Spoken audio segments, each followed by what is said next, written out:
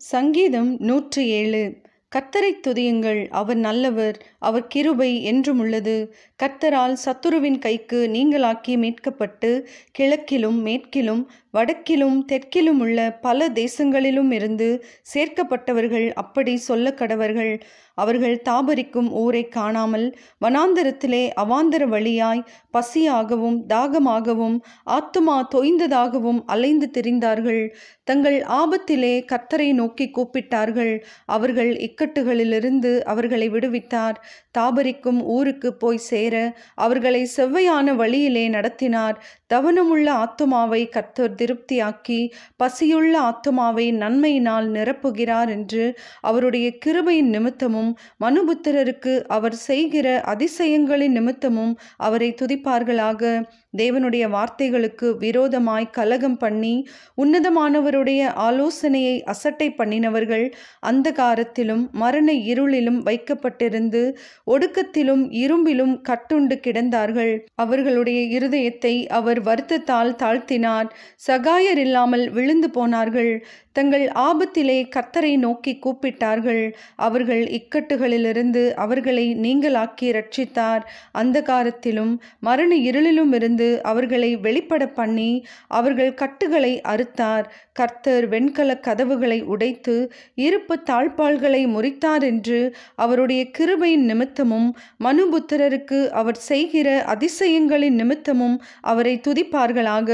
நிர்மூடர் தங்கள் பாத மார்க்கத்தாலும் தங்கள் அக்கிரமங்களாலும் நோய் கொண்டு ஒடுங்கி போகிறார்கள்.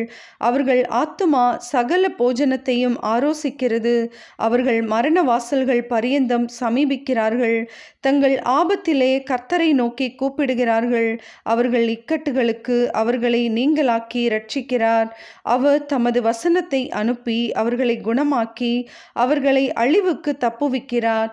அவர்கள் கர்த்தரை அவருடைய கிருபையின் நிமித்தமும் மனுபுத்திரருக்கு அவர் செய்கிற அதிசயங்களின் நிமித்தமும் துதித்து ஸ்தோத்திர பலிகளை செலுத்தி அவருடைய கிரியைகளை ஆனந்த சத்தத்தோடே விவரிப்பார்களாக.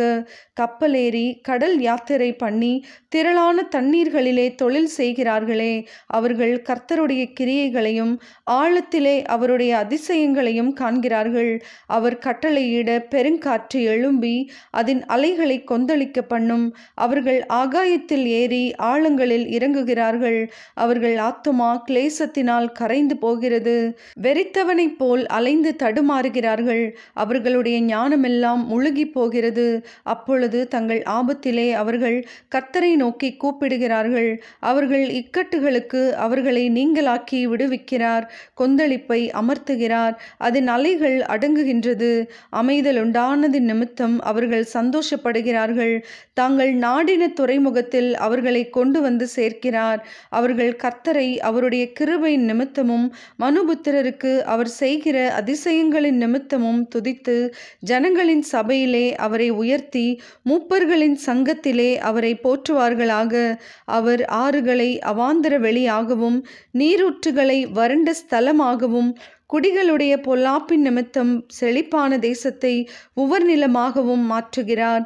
அவர் அவாந்தர வெளியை தண்ணீர் தடாகமாகவும் வறண்ட நிலத்தை நீரூற்றுகளாகவும் மாற்றி பசித்தவர்களை அங்கே குடியேற்றுகிறார். அங்கே அவர்கள் குடியிருக்கும் நகரத்தை கட்டி வயல்களை உண்டாக்கி விதைத்து திராட்சை தோட்டங்களை நாட்டுகிறார்கள். அவைகள் வரத்துள்ள பலனை தரும். அவர்களை ஆசீர்வதிக்கிறார். மிகுதியும் பெருகுகிறார்கள். அவர்களுடைய மிருக ஜீவன்கள் குறையாதிருக்க பண்ணுகிறார். பின்பு அவர்கள் இடுக்கத்தினாலும் ஆபத்தினாலும் துயரத்தினாலும் குறைவுபட்டு தாழ்வடைகிறார்கள்.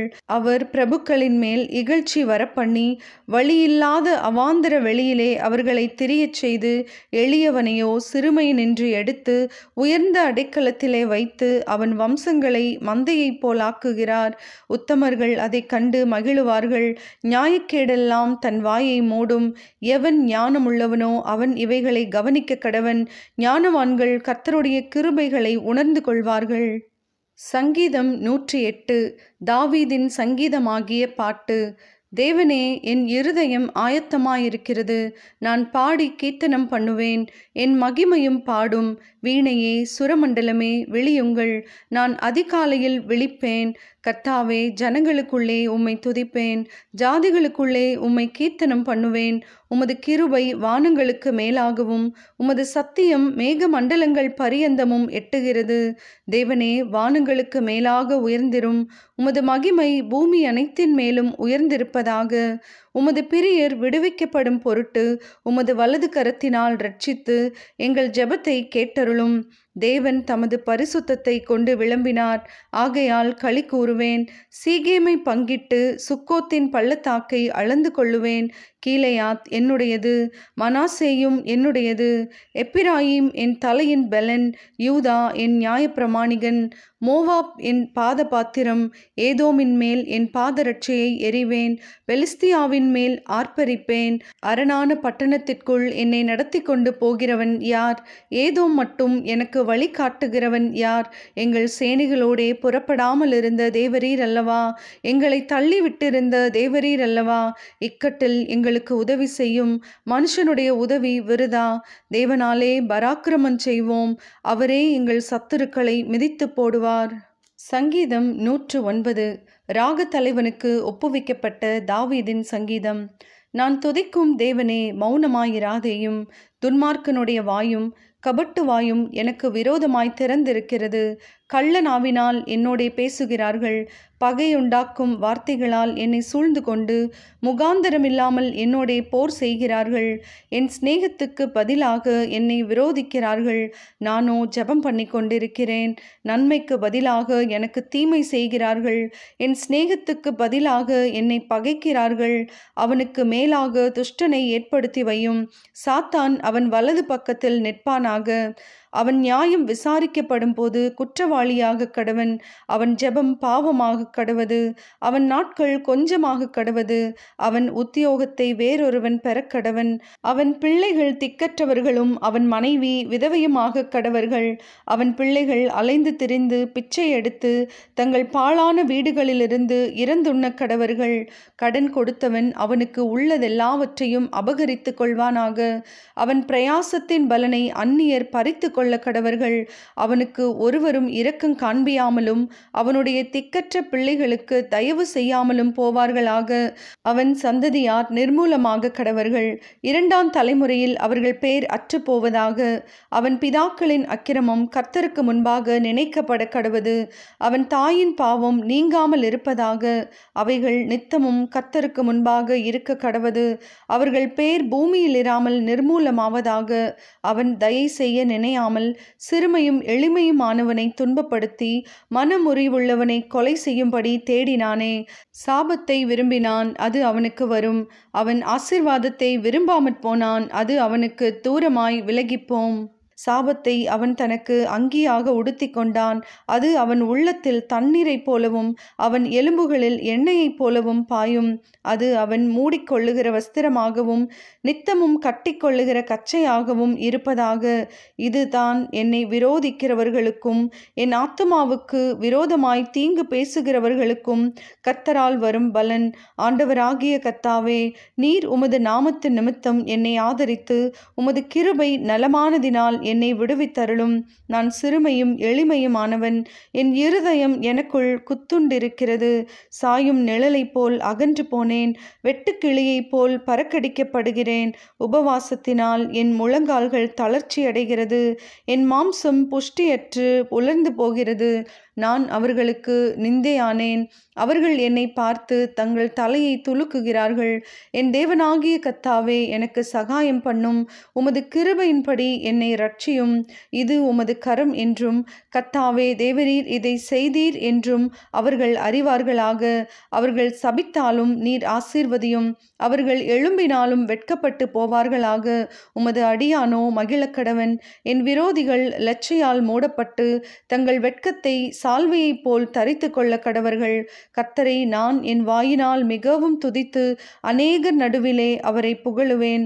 ஆக்கினைக்குள்ளாக தீர்க்கிறவர்களினின்று எளியவனுடைய ஆத்துமாவை ரட்சிக்கும்படி அவர் அவன் வலது பாரிசத்தில் நிற்பார். சங்கீதம் 110. தாவீதின் சங்கீதம். கர்த்தர் என் ஆண்டவரை நோக்கி, நான் உம்முடைய சத்துருக்களை உமக்கு பாதபடியாக்கி போடும் வரைக்கும் நீர் என்னுடைய வலது பாரிசத்தில் உட்காரும் என்றார். கர்த்தர் சீயோனிலிருந்து தமது வல்லமையின் செங்கோலை அனுப்புவார். நீர் உம்முடைய சத்துருக்களின் நடுவே ஆளுகை செய்யும். உமது பராக்கிரமத்தின் நாளிலே உம்முடைய ஜனங்கள் மனப்பூர்வமும் பரிசுத்த அலங்காரமும் உள்ளவர்களாயிருப்பார்கள். விடியற்காலத்து கர்ப்பத்தில் பிறக்கும் பனிக்கு சமானமாய் உம்முடைய யவன ஜனம் உமக்கு பிறக்கும். நீர் மெல்கிசெதேக்கின் முறைமையின்படி என்றென்றைக்கும் ஆசாரியராயிருக்கிறீர் என்று கர்த்தர் ஆணையிட்டார். மனம் மாறாமலும் இருப்பார். உம்முடைய வலது பாரிசத்தில் இருக்கிற ஆண்டவர் தமது கோபத்தின் நாளிலே ராஜாக்களை வெட்டுவார். அவர் ஜாதிகளுக்குள் நியாயம் தீர்ப்பார். எல்லா இடங்களையும் பிரேதங்களால் நிரப்புவார். விஸ்தாரமான தேசங்களின் மேல் தலைவர்களாயிருக்கிறவர்களை நொறுக்கி போடுவார். வழியிலே அவர் நதியில் குடிப்பார். ஆகையால் அவர் தமது தலையை எடுப்பார். சங்கீதம் 111. அல்லேலூயா. செம்மையானவர்களுடைய சங்கத்திலும் சபையிலும் கர்த்தரை முழு இருதயத்தோடும் துதிப்பேன். கர்த்தரின் செய்கைகள் பெரியவைகளும் அவைகளில் பிரியப்படுகிற எல்லாராலும் ஆராயப்படுகிறவைகளுமாயிருக்கிறது. அவருடைய செயல் மகிமையும் மகத்துவமும் உள்ளது. அவருடைய நீதி என்றென்றைக்கும் நிற்கும். அவர் தம்முடைய அதிசயமான செய்கைகளை நினைவு கூறும்படி செய்தார். கர்த்தர் இரக்கமும் மன உருக்கமும் உள்ளவர். தமக்கு பயந்தவர்களுக்கு ஆகாரம் கொடுத்தார். தமது உடன்படிக்கையை என்றென்றைக்கும் நினைப்பார். ஜாதிகளின் சுதந்திரத்தை தமது ஜனங்களுக்கு கொடுத்ததினால் தமது கிரியைகளின் பலத்தை அவர்களுக்கு தெரியப்படுத்தினார். அவருடைய கரத்தின் கிரியைகள் சத்தியமும் நியாயமுமானவைகள். அவருடைய கட்டளைகள் எல்லாம் உண்மையானவைகள். அவைகள் என்றென்றைக்கும் உள்ள சதா காலங்களுக்கும் உறுதியானவைகள். அவைகள் உண்மையும் செம்மையுமாய் செய்யப்பட்டவைகள். அவர் தமது ஜனத்திற்கு மீட்பை அனுப்பி தமது உடன்படிக்கையை நித்திய உடன்படிக்கையாக கட்டளையிட்டார். அவருடைய நாமம் பரிசுத்தமும் பயங்கரமுமானது. கர்த்தருக்கு பயப்படுதலே ஞானத்தின் ஆரம்பம். அவருடைய கற்பனைகளின்படி செய்கிற யாவருக்கும் நற்புத்தி உண்டு. அவர் புகழ்ச்சி என்றைக்கும் நிற்கும்.